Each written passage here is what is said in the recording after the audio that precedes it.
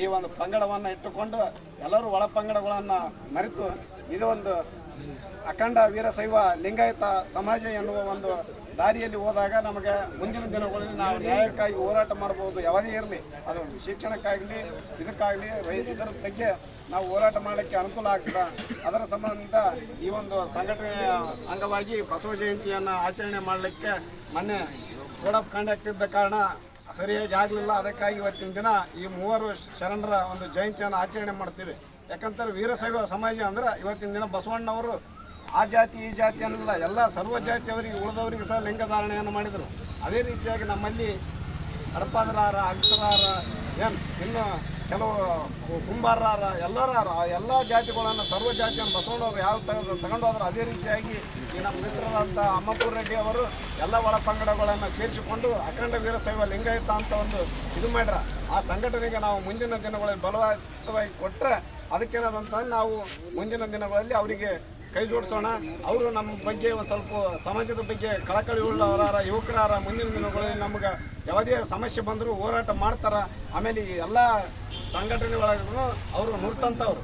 ಯಾಕಂತಂದ್ರೆ ಇವತ್ತಿನ ದಿನ ನಮಗೆ ಆಗಾಗ ತುಳಿತಕ್ಕೊಳಗಾಗ್ತೀವಿ. ಏನೋ ಒಂದು ಸ್ವಲ್ಪ ಯಾವುದೋ ಒಂದು ಸಾಮಾನ್ಯ ಇದಾಗಿರುತ್ತೆ. ಆದ್ರೆ ನಮ್ಮ ಮ್ಯಾಗ ದಬ್ಬಳಿಕೆಗಳು ನಡೀತಾವೆ. ನಡೆದ್ರು ನಮಗೆ ಕೇಳೋರಿಲ್ಲಾರ್ದಂಗೆ ಆಗ್ಯಾವ. ಎಂದಕ್ಕೆ ಎಲ್ಲರೂ ಹೇಳಿದ್ರು ಕಾನೂನು ಹೋರಾಟ ಮಾಡ್ತೀವಿ ನಮ್ಮ ಸಮಾಜದಾಗ. ಇವತ್ತಿನ ತಿಳ್ತೀನಿ ಸ್ವಾಮಿಯವರು ಇದ್ರಾಗ ಆದಾಗ ಅಲ್ಲಿ ನಾನು ಒಬ್ಬ ಚಂದ್ರಶೇಖರ್ ಡೋಣ್ಣವ್ರು ಇಬ್ಬರೇ ಇದ್ದೀವಿ. ಅವತ್ತಿನ ದಿನ ಹೊಡೆದ್ರು ಬಿಡಿಸೋರಿದ್ದಿಲ್ಲ.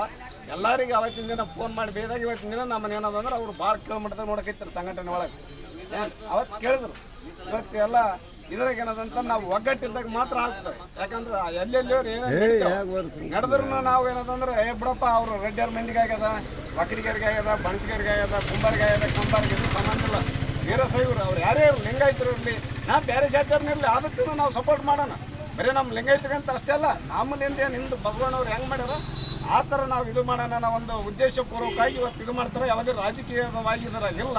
ಕೆಲವರು ಅದನ್ನು ಏನದೇ ಅವ್ರು ರಾಜಕೀಯವಾಗಿ ಮಾಡ್ತಾರೆ ಅಂತ ತಿಳ್ಕೇಸಿ ಕೆಲವರು ಇದು ಮಾಡ್ತಾರೆ. ಅದಕ್ಕೆ ಯಾರು ಬೆಲೆ ಕೊಡಬೇಡ್ರಿ. ಯಾವುದೇ ಸಂಘಟನೆ ನಮ್ಮ ವೀರಶೈವ ಸಮಾಜ ಇವತ್ತು 1990, 91, 92ರಿಂದ ನಮ್ಮ ಊರಾಗ ಏನದಂದ್ರೆ ಎಚ್ ಪಾಟೀಲ್ ಸರ್, ಆಮೇಲೆ ಏನಂದ್ರೆ ಶಾಂತ ಪೂಜಾ ಸರ್, ಇವರು ಕೆಲವು ಇದರಿಂದ ವೀರಶೈವ ಹಾಸ್ಟೆಲ್ ಮಾಡಿದ್ವಿ ನಾವು. ಏನು ಆ ಟೈಮ್ನಾಗ ಊರಾಗ ಹಳ್ಳಿಗಳು ಹೋಗಿ ಜ್ವಾಳ ಎತ್ಕೊಂಡು ಬಂದಿದ್ವಿ. ಇವತ್ತಿನ ದಿನ ಹಾಸ್ಟೆಲ್ ನಡೆಸೋರು ಗತಿಯಿಲ್ಲ. ಆಮೇಲೆ ಈಗಿನ ದಿನದಾಗ ಬಲ್ದಂಗಲ್ಲ, ಬಲ್ತ್ಕೊಂಡು ಹೋಗ್ಬೇಕೇನು ಹಿಂದಕ್ಕೆ ಆಗ್ಬೇಕಲ್ಲ. ಅದಕ್ಕೆ ಆ ರೀತಿ ಆಕೈತದೆ. ಇವತ್ತು ಯುವಕರು ಏನಂತಂದ್ರೆ ನೀವು ಎಲ್ಲೇ ಇರ್ರಿ ಏನೇ ಇರ್ರಿ ಅದೇನು ಸಂಬಂಧ ಇಲ್ಲ. ಸಂಘಟನೆ ಅಂತ ಬಂದಾಗ ಊರು ಗ್ರಾಮ ಸಮಾಜ ಅಂತ ಬಂದಾಗ ಅದಕ್ಕೆಲ್ಲರೂ ಸಪೋರ್ಟ್ ಮಾಡಿದ್ರೆ ಅದು ಮುಂದಿನ ಇದ್ರಾಗ ಇದಾಗ್ತದೆ. ಅದ್ರ ಸಂಬಂಧ ಎಲ್ಲರೂ ಇವತ್ತು ನಮ್ಮ ಗ್ರಾಮಕ್ಕೆ ಅವರು ಎದಕ್ಕೆ ಬಂದ್ರೆ ಅವ್ರು ತಮ್ಮ ಸ್ವಂತ ವೈಯಕ್ತಿಕವಾಗಿ ಅಂತಲ್ಲ, ನಮ್ಮ ಸಂಘಟನೆ ಒಳಗೆ ಹಿಂಗೆ ಆಗ್ತದೆ. ದೇವಪುರದಾಗಲಿ ಇನ್ನೊಂದು ಊರಾಗಲಿ ಈ ರೀತಿ ನಮ್ಮ ಸಮಾಜದ ಮೇಲೆ ದಬ್ಬಳಿಕೆ ನಡೀತದೆ. ಅದನ್ನ ಏನಾದರೂ ತಡೆ ಹಿಡಲಿಕ್ಕಾಗಲಿ ಮುಂದಿನ ಯುವಕರ ವಿದ್ಯಾಭ್ಯಾಸಕ್ಕೆ ಯಾರಾದರೂ ಆರ್ಥಿಕವಾಗಿ ಹಿಂದುಳಿದವರಿಗೆ ಸಹ ಅವರು ಸಪೋರ್ಟ್ ಮಾಡ್ತಾರೆ.